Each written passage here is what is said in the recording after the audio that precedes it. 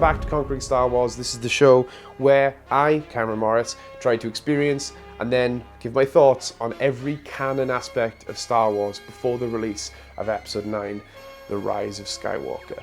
Today I'm talking about Captain Phasma, which is a comic book that takes place between The Force Awakens and The Last Jedi.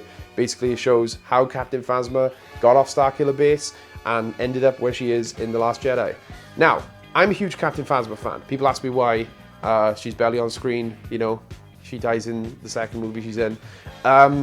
We don't know if she's dead. But anyway, the reason I'm a huge Captain Phasma fan, not just is because I love Gwen Christie and I think the design is fantastic, but also because of the book Phasma by Delilah S. Dawson. It's one of my favorite Star Wars books. It really paints a picture of who this character is, what she wants, you know, what she's willing to do to get it.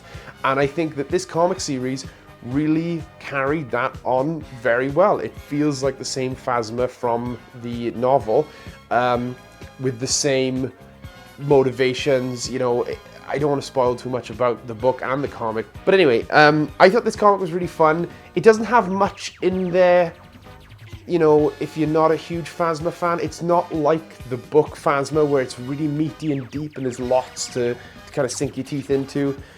This is kind of just a story that, you know, goes kind of how you'd expect, you know, but it was fun and enjoyable.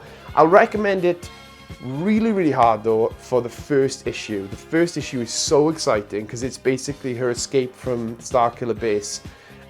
There's so much fun little bits in there. The entire issue from start to end is just exciting and really fun. I actually read it way before I finished the series because I just picked up the first issue and it was so fun. And rereading it, it's just as fun. And I highly recommend, if you're a Star Wars fan, especially a fan of The Force Awakens, you want to know, how did she get off? It all happens in the first issue. How she gets off Starkiller Base is in the first issue, and it is really well done. Now the rest of the story is also really good. I think it's fun, but it never really grabbed me like that first issue did. So because of that, I'm going to give it a 3 out of 5.